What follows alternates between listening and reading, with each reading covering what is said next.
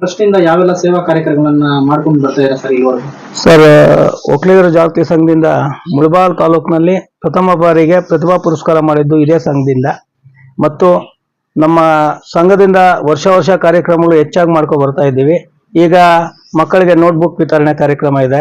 ಮತ್ತು ಅದೇ ರೀತಿಯಾಗಿ ನೇಗಿಲು ವಿತರಣೆ ಕಾರ್ಯಕ್ರಮ ನಮ್ಮ ಸಂಘದ ಗುರಿ, ನಮ್ಮ ರಾಜ್ಯಾಧ್ಯಕ್ಷರ ಮಾರ್ಗದರ್ಶನದಲ್ಲಿ ನೇಗಿಲು ವಿತರಣೆ ಕಾರ್ಯಕ್ರಮ ಹಮ್ಮಿಕೊಂಡಿದ್ದೀವಿ. ಅದು ಫೆಬ್ರವರಿಯಲ್ಲಿ ಆ ಕಾರ್ಯಕ್ರಮ ಹಮ್ಮಿಕೊಂಡಿದ್ದೀವಿ. ಮತ್ತು ಪ್ರತಿಭಾ ಪುರಸ್ಕಾರ ವರ್ಷದಂತೆ ನಾವು 16-17 ವರ್ಷದಿಂದ ಮಾಡ್ಕೊ ಬರ್ತಾ ಇದ್ದೀವಿ. ಪ್ರತಿಭಾ ಪುರಸ್ಕಾರ ನಮ್ಮ ಸಂಘದಿಂದ ಮುಳಬಾಲ್ ತಾಲೂಕಿನಲ್ಲಿ ಅತಿ ಹೆಚ್ಚು ಕಾರ್ಯಕ್ರಮದಲ್ಲಿ ತೊಡಸ್ಕೊಂಡು ಎಲ್ಲರನ್ನೂ ನಮ್ಮ ಸಮುದಾಯ ಮತ್ತು ಬೇರೆ ಸಮುದಾಯವರೆಲ್ಲ ಒಗ್ಗೂಡಿಸ್ಕೊಂಡು ಹೋಗ್ತಾ ಇದೀವಿ ನಮ್ಮ ಸ್ವಾಮೀಜಿಗಳ ಆಶೀರ್ವಾದದಿಂದ.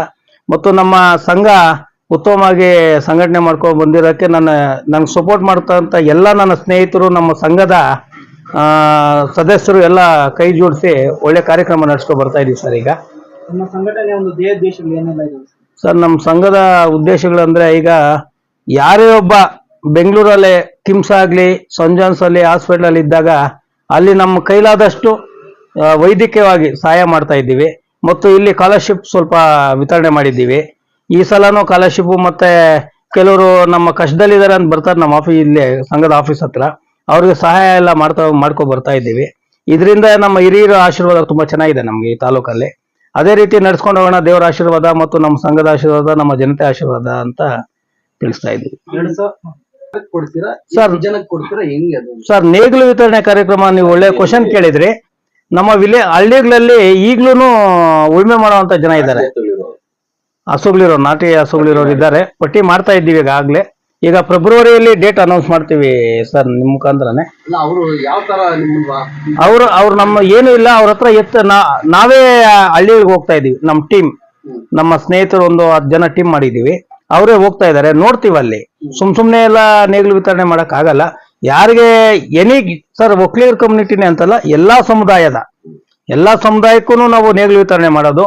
ನಮ್ಮ ಗುರಿ ಇರೋದು 1000 ನೇಗಿಲು ಕೊಡೋಣ ಅಂತ ನಮ್ಮ ಅಣ್ಣವರ ಹೇಳಿದ್ದಾರೆ, ಮುನ್ರಾಜಣ್ಣವರು ರಾಜ್ಯಾಧ್ಯಕ್ಷರು. ಅವ್ರ ಮಾರ್ಗದರ್ಶನದಲ್ಲಿ ಈಗ ಆಲ್ರೆಡಿ ಸರ್ಚ್ ಮಾಡ್ತಾ ಇದ್ವಿ. ಒಂದು 10-15 ಜನ ನಮ್ಗೆ ಈಗ ಹೆಸರುಗಳೆಲ್ಲ ಬಂದಿದೆ. ವಿತ್ ಫೋಟೋ ತೆಗಿತೀವಿ, ಅಲ್ಲೇ ಎತ್ತುಗಳಿದೆಯಾ ಇಲ್ಲ ಅಂದ್ಬಿಟ್ಟು ಫೋಟೋ ಮಾಡ್ತೀವಿ.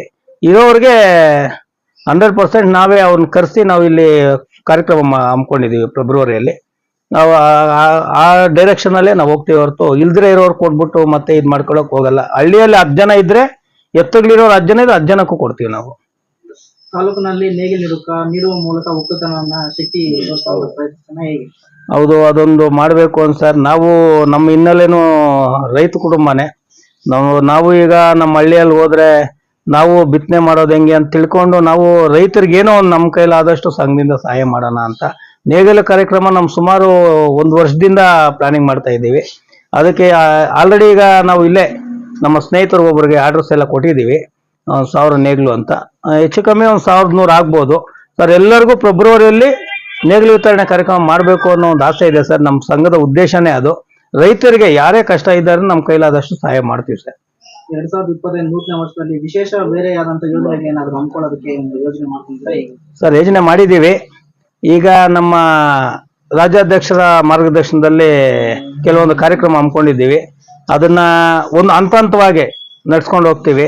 ಹೀಗೆ ಹೇಳ್ಬಿಟ್ಟು ಮತ್ತೆ ಮಾಡಿಲ್ಲ ಅಂದ್ರೆ ನಿಮಗೂ ಗೊತ್ತು, ಬೇರೆ ತರ ಹೇಳ್ಕೊಂತಾರೆ. ಅದಕ್ಕೆ ಹಂತವಾಗಿ ನಿಮ್ಮ ಮುಖಾಂತರ ಮತ್ತು ನಮ್ಮ ಸಂಘದ ಮುಖಾಂತರನೆಲ್ಲ ತಿಳಿಸ್ಕೊಡ್ತೀವಿ ಸರ್ ಈಗ.